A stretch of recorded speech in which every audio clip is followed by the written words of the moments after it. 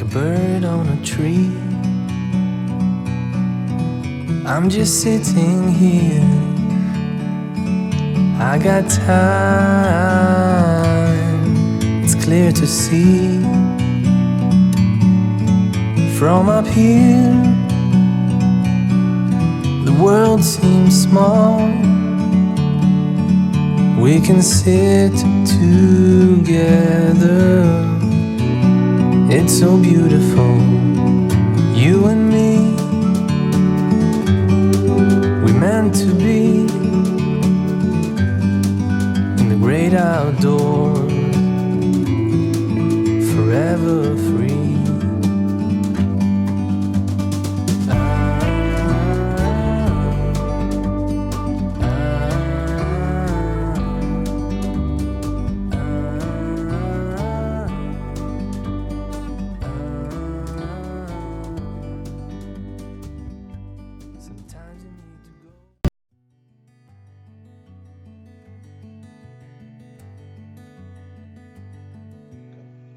An hour and a half northeast of Indianapolis, Indiana, is the rural community of Montpelier.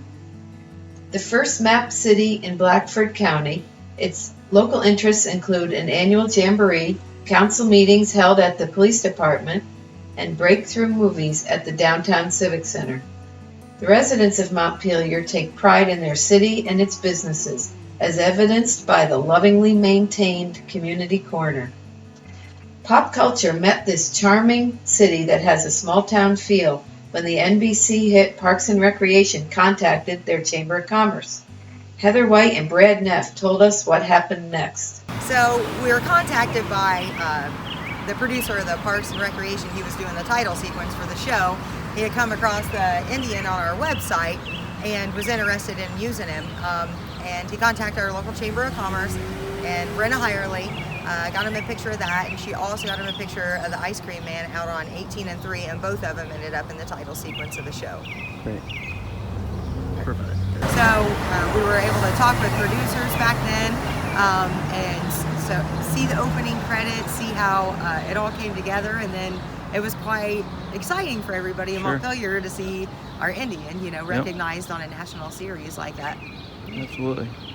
All right, well, we got our Indian from the Miami Indians, and the background of that was we were working on getting a state park made out of the reservation, which is just east of Montpelier, and so the chief of the grandson of the great grandson of Chief Godfrey, who's the last war chief of the Miami Indians, located on the reservation, contacted us and saying that they were getting rid of this statue at their museum in Indianapolis, and I was excited that to have this. And the deal is that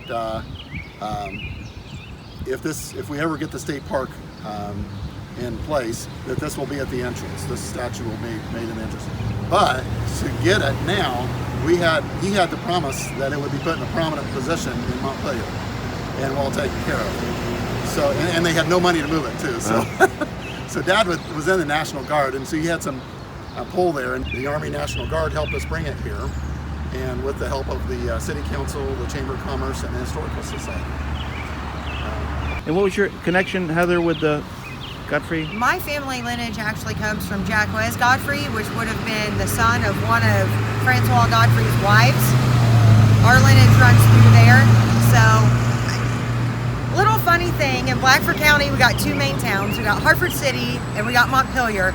And Montpelier gets called the River Rats because we're right on the river. And I always tease my family, they're all in Hartford now, and I'm like, you guys can't laugh at me. You're all the original River Rats. So it's just the way it goes. Yeah. The World Gospel Mission, when their group came through, we had people from all nationalities lined up in front of the Indian taking photos. But throughout the week you can see it. Almost every weekend I see it. People pulled off, stopped, coming up and taking photos just as they drive through. So it's become a popular little landmark here. And about a funny story about our Indian here when we first got him was they put him up and in place and everything, and then there was a slight crack in the crotch area. And so a little girl was noticing when it was during a downpour that it looked like he was peeing. So That's a great story. Yeah. so they Well, thank you. That was fantastic. Thanks for the information once again, and it's great.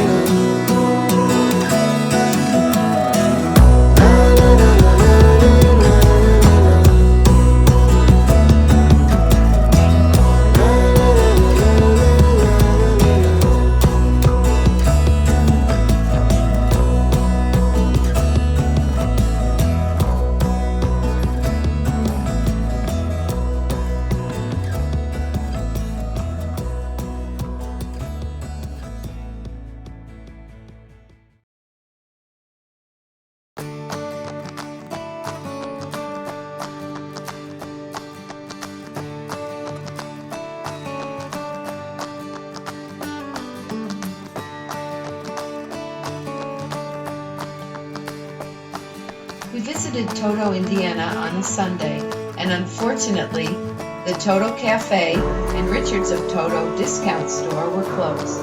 We were able to get a close-up look at their Native American Muffler man. He is well tanned and adorned with ceremonial garb, including armbands, headdress, feathers, and very cool moccasins. His white lips led us to believe that he has been out in the sun much too long. In July of 2015, security footage showed two individuals breaking off one of his arms, which was later found down the road. The arm rejoined his body 2 months later, at which time he was given a fresh coat of paint.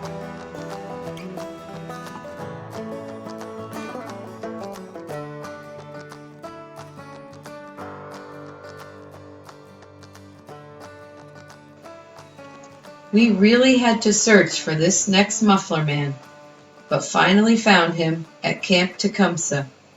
We met YMCA CEO Scott Brosman, and he told us about the camp.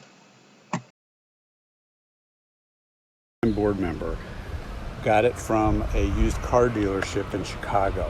Yep. And he at the time that he got it, he didn't even check with camp to see if we wanted it.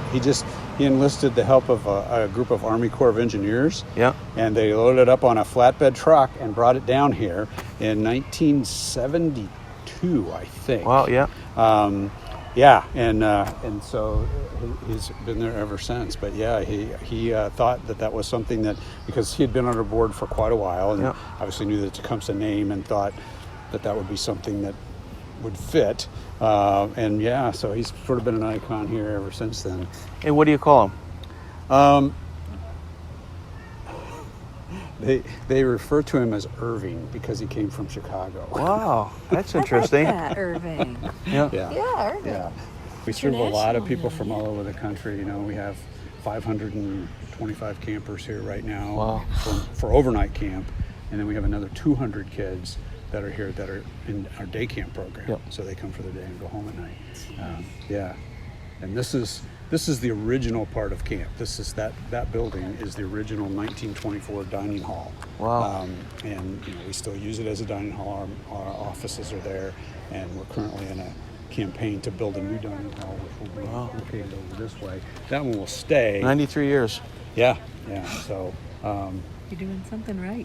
Yeah, it's pretty amazing how traditional we are and how relevant it still is with people wanting their kids to get away and be away from electronics and Even more relevant now, I'd say. I totally agree that I think Switch camp is more off relevant now than Yes. it was because of the things that we teach and that they learn here. So Oh. yeah, Wow, fantastic. yeah. We had some staff used to play pranks, and one of the great pranks that I ever saw was that somebody.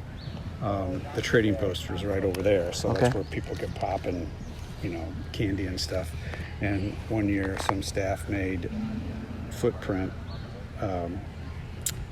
cardboard, took a Like a cardboard mold? cutout, and then put flour in it, so that it looked like he had walked to the trading post and back. Oh, that's great. That was That's great. Good one. That's great. yeah. Yeah. The only Native American Muffler Man in the city limits of Chicago is located on Pulaski Street, on the south side of the city. On a corner in an old neighborhood, standing at attention and looking across the three-story businesses' neighborhood treetops, is the Native American that has stood there since at least 1970, and possibly longer.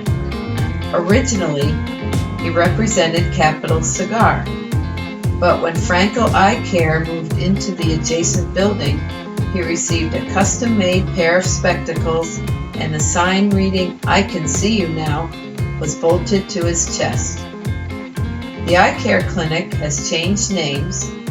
The cigar sign is gone, as is that business, and in its place is a cartoon image of a dentist and the signage for the Family Dental Clinic. We spoke with the receptionist as the doctor wasn't in, and she told us that the Native American was on the roof as far back as she could remember, and that as it is always used as a point of reference when giving directions on Pulaski Street.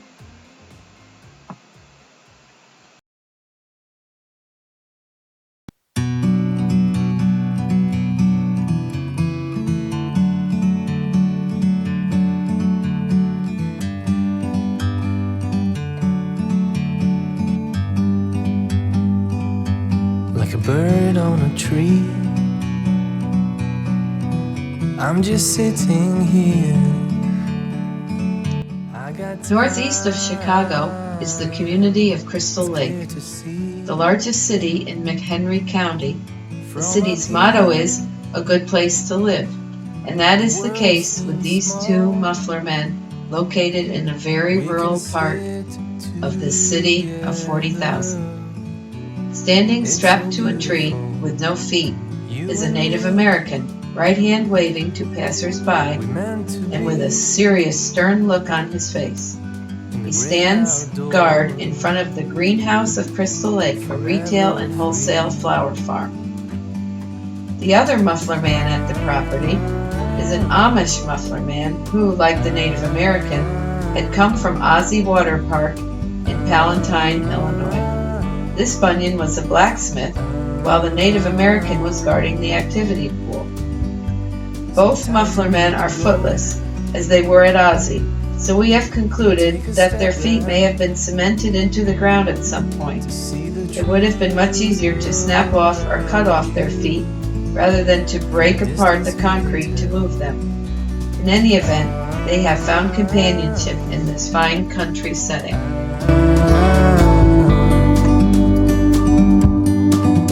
You and me were meant to be.